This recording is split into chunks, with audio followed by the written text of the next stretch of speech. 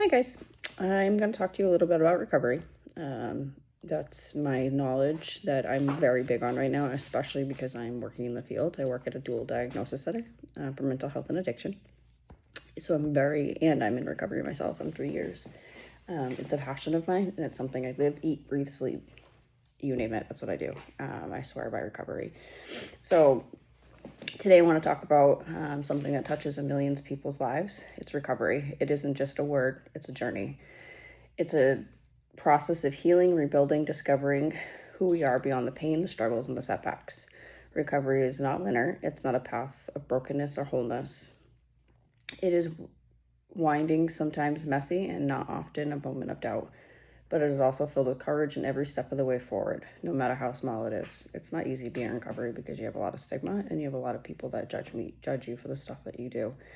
But recovery doesn't happen in isolation. It thrives in a community. It grows where we share our stories, we listen without judgment, and we offer support and compassion. Whether you're recovering or walking alongside someone who is in your presence matters. You're a voice. You believe in the possibility of change and what matters. Let's also remember recovery is not perfect. It's one thing I've really had to learn about being in recovery is I'm not a perfectionist and I'm going to have some mess ups. It is about learning to live with a purpose and forgive ourselves. It is to find joy in everyday life and reclaiming our lives one step at a time. And sometimes it's literally 1 second at a time. It's not even one step. So to anyone on the journey, you are brave and you are worthy and you're not alone. Thank you for being here today and listening to me. The month of August is Overdose Awareness. Each year, tens of thousands of people are lost to drug overdoses. Those are not just numbers. Those are mothers, fathers, daughters, children, neighbors. There are people with stories, dreams, families gone too soon. But this year we have glimmer hope. According to the CDC, I have a couple of stats here that I printed because I'm really big on stats. Over 27,000 lives are saved every single year. That is a sign of collective efforts, prevention, and treatment, and harm reduction. Harm reduction is huge.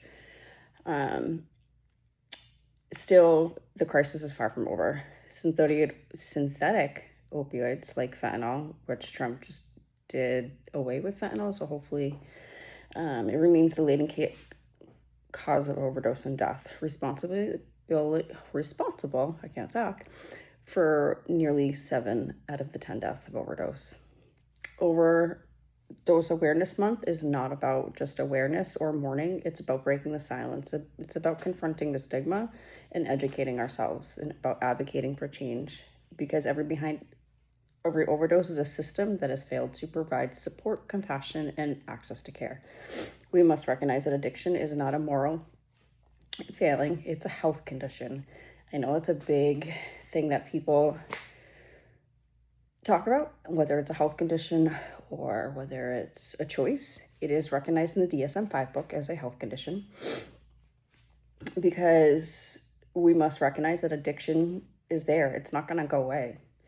This month is Purple Ribbons and Light Candles not only honor the ones that are lives, but the shines of the light that still are fighting. We speak names, we share their stories, and we fight for policies, priorities, treatments, and over punishment and compassion for over judgment. Let us all remember the power of naltrexone. I spelled that wrong. A life-saving medication that is reserved for an overdose. You get Narcan, definitely carry it on you, especially if you are around a bunch of people that are in recovery, because you never know.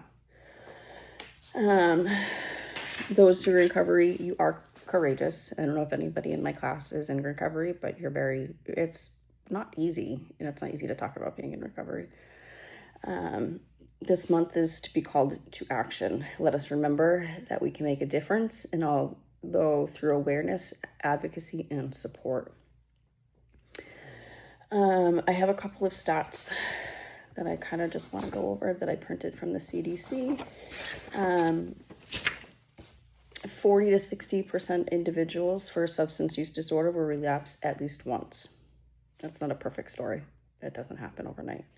93% of people with a past year of substance use disorder did not receive specialty treatment. 51% of Americans age of 12 or older have used illicit drugs once in their lifetime.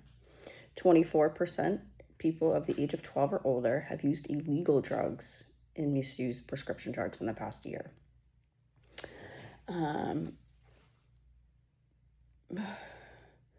The drug highest is in the ages of 18 to 25, which is nearly 30% of the population. That's really young. It's hard when you work in a recovery center and you see someone who's 18, 19, 20 coming in here and they're addicted to meth or crack cocaine. It's not easy. I always think about my son because he's 22, and my daughter's 25. So they're right about that age where they start going out with their friends, they start doing things, they start becoming more active in life, and life isn't easy.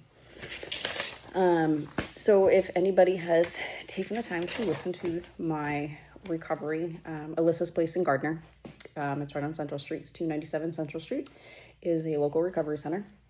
And very, very active in there.